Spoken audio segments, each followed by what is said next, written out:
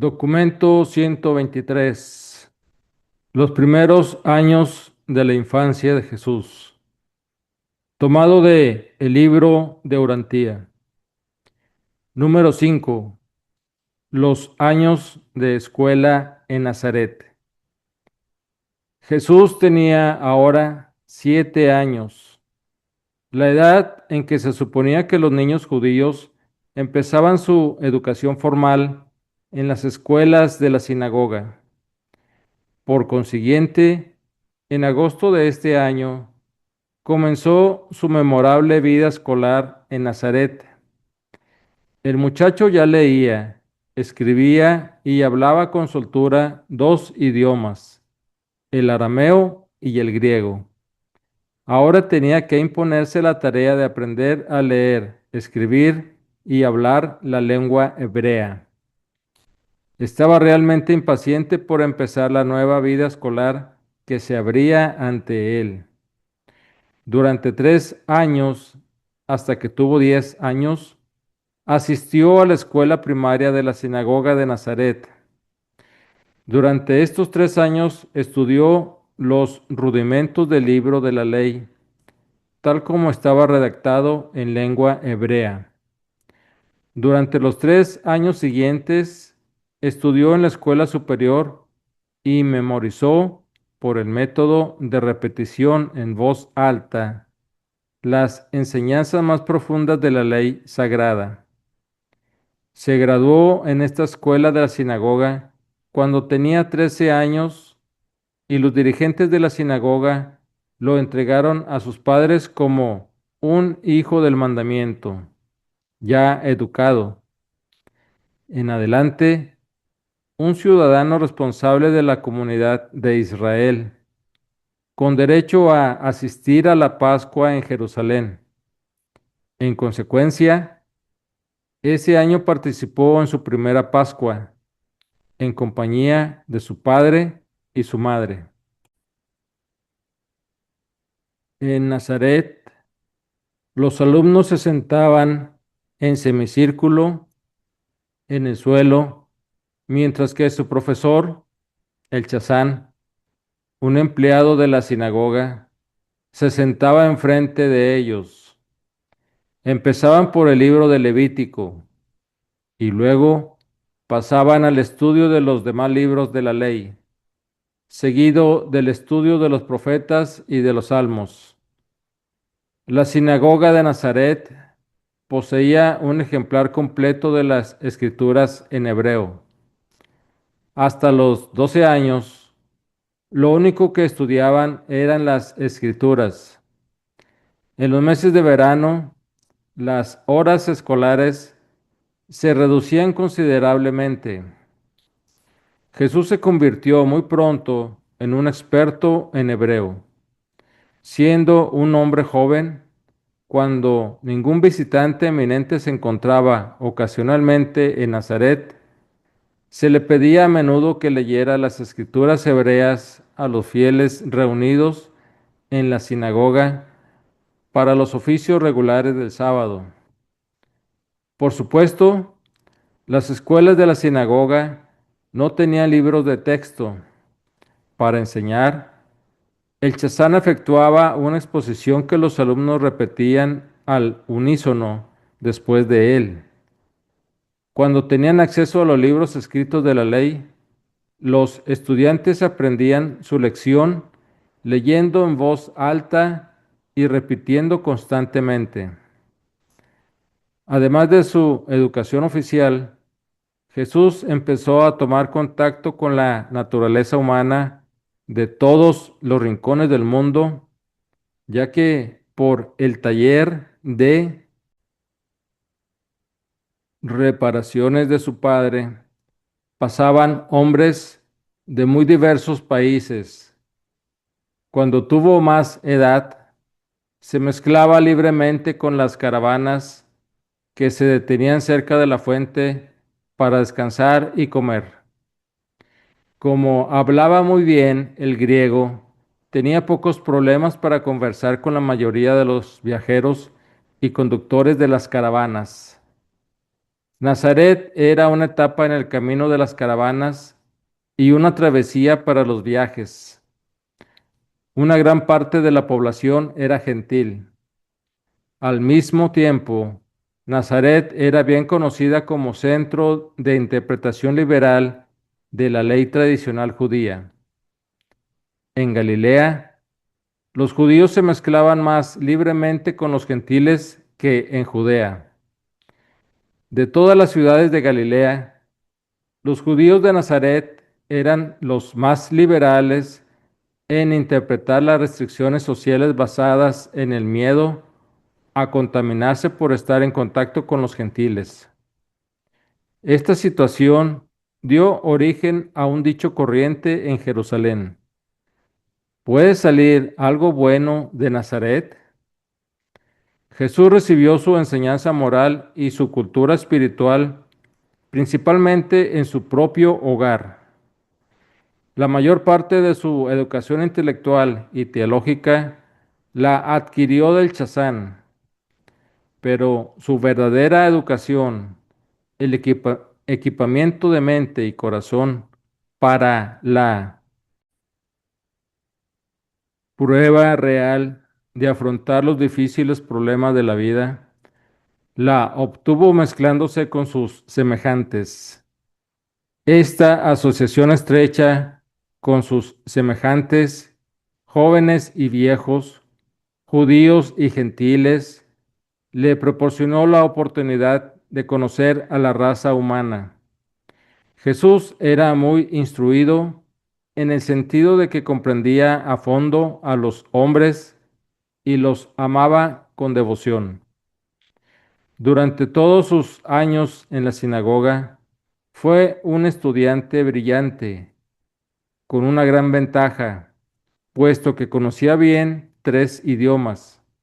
Con motivo de la finalización de los cursos de Jesús en la escuela, el Chazán de Nazaret comentó a José que temía haber aprendido más de las preguntas penetrantes de Jesús que lo que había sido capaz de enseñar al muchacho. En el transcurso de sus estudios, Jesús aprendió mucho y obtuvo una gran inspiración de los sermones regulares del sábado en la sinagoga.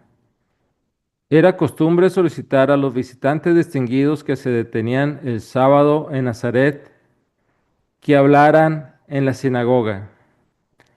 A medida que crecía, Jesús escuchó los puntos de vista de muchos grandes pensadores de todo el mundo judío y también a muchos judíos poco ortodoxos, puesto que la sinagoga de Nazaret era un centro avanzado y liberal del pensamiento y de la cultura hebreos. Al ingresar en la escuela a los 7 años, por aquella época, los judíos acababan de sacar una ley sobre la educación obligatoria. Era costumbre que los alumnos escogieran su texto de cumpleaños, una especie de regla de oro que los guiaría a lo largo de sus estudios y sobre la cual muchas veces tenían que disertar en el momento de graduarse a la edad de 13 años. El texto que Jesús escogió estaba sacado del profeta Isaías. El Espíritu del Señor Dios está sobre mí, porque el Señor me ha ungido, me ha enviado para traer la buena nueva a los mansos, para consolar a los afligidos, para proclamar la libertad a los cautivos y para liberar a los presos espirituales. Nazaret era uno de los 24 centros sacerdotales de la nación hebrea, pero el clero de Galilea era más liberal que los escribas y rabinos de Judea en su interpretación de las leyes tradicionales. En Nazaret también eran más liberales en cuanto a la observancia del sábado. Por este motivo, José tenía la costumbre de llevarse de paseo a Jesús los sábados por la tarde. Una de sus caminatas favoritas consistía en subir a la alta colina cercana a su casa, de donde podían contemplar una vista panorámica de toda Galilea. Al noroeste, en los días despejados, podían ver la larga cima del monte Carmelo, deslizándose hacia el mar. Jesús escuchó muchas veces a su padre contar la historia de Elías, uno de los primeros de la larga lista de profetas hebreos que criticó a Acab y desenmascaró a los sacerdotes de Baal. Al norte, el monte Hermón levantaba su pico nevado con un esplendor majestuoso y dominaba el horizonte, con casi 1000 metros de laderas superiores que resplandecían con la blancura de las nieves perpetuas. A lo lejos, por el este, podían discernir el valle del Jordán y mucho más allá las colinas rocosas de Moab. También hacia el sur y el este, cuando el sol iluminaba los muros de mármol, podían ver las ciudades grecorromanas de la Decápolis, con sus anfiteatros y sus templos presuntuosos. Y cuando se demoraban hasta la puesta del sol, podían distinguir al oeste los barcos de vela en el lejano Mediterráneo. Jesús podía observar las filas de caravanas que entraban y salían de Nazaret en 4 direcciones, y hacia el sur podía ver la amplia y fértil llanura de Esdraelón, que se extendía hacia el monte Gilboa y Samaria. Cuando no subían a las alturas para contemplar el paisaje lejano, se paseaban por el campo y estudiaban la naturaleza en sus distintas manifestaciones, según las estaciones. La educación más precoz de Jesús, exceptuando la del hogar familiar, había consistido en tomar un contacto respetuoso y comprensivo con la naturaleza.